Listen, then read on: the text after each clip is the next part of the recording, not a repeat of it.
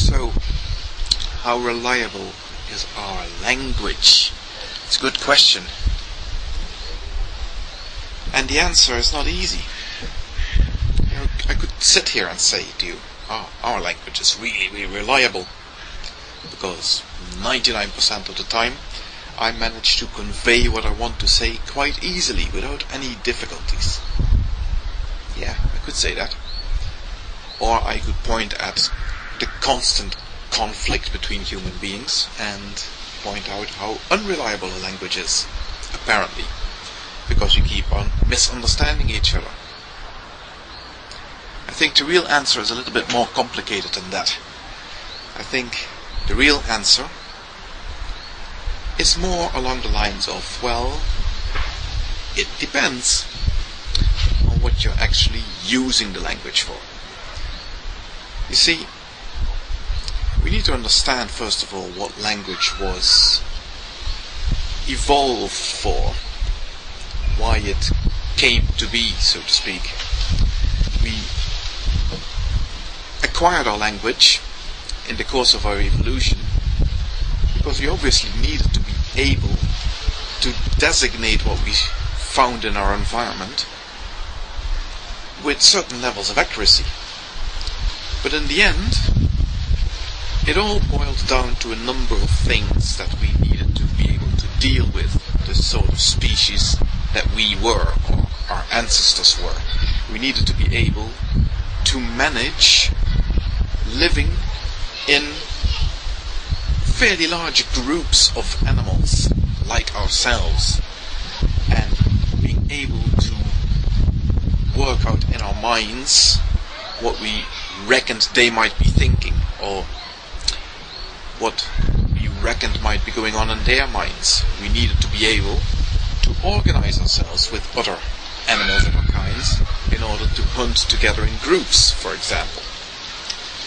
All those sorts of those things point to language being primarily involved to deal with relationships between ourselves and other human beings, or proto-humans, whatever they were, and to be able to categorize the world around us into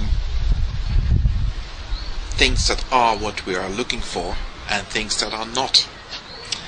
So, for example, if you look at what we see here around us, we can subdivide the world into something and something else. But we all see, when we do this, we will always do this according to what is practical to us at that point in time. For example, if I wanted to know what parts of what you see around me here are man-made or not, I'd be looking at this table here, at this chair, the flower pots behind me, the camera that I'm talking to. All those things would be man-made, and things outside that would not be man-made. But what if I wanted to know what things around me here are made of wood, or what things around me here are wood? I would still be looking at this table, I'd still be looking at this chair, but now I wouldn't be looking at the camera, and I'd be looking at the tree instead. So, we try to categorize the world, and we do categorize the world, and as long as we keep those categorizations for the purpose for which they were created, then they can be very powerful indeed. The problem arises when we start using categorizations in contexts in which they don't apply. For example, when we start talking about something being human or not human. At the moment, if you look at the world around you, that makes perfect sense. We all intuitively can very easily point out anything in our world that is human and anything in our world that is not. Trying to define it, it's a very different matter. It's not as easy as you think. For example, when you point at a human being, you are also pointing at their clothes. Are they an intrinsic part of what makes that human being a human being? Of course not. But then again, strip a person of their clothes, and especially strip them from their regalia, and they become a different person than what they were before. So you can't completely discount clothing altogether.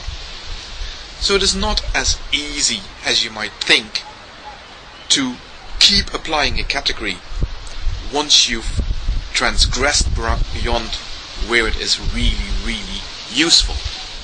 And that is what a lot of people do. That is what a lot of people insist on doing when they think, when they talk, when they philosophize about the world around them.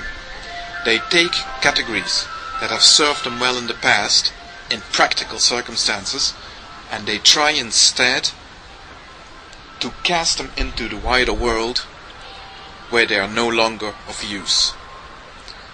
When you start using language like that, then yes, it becomes very unreliable.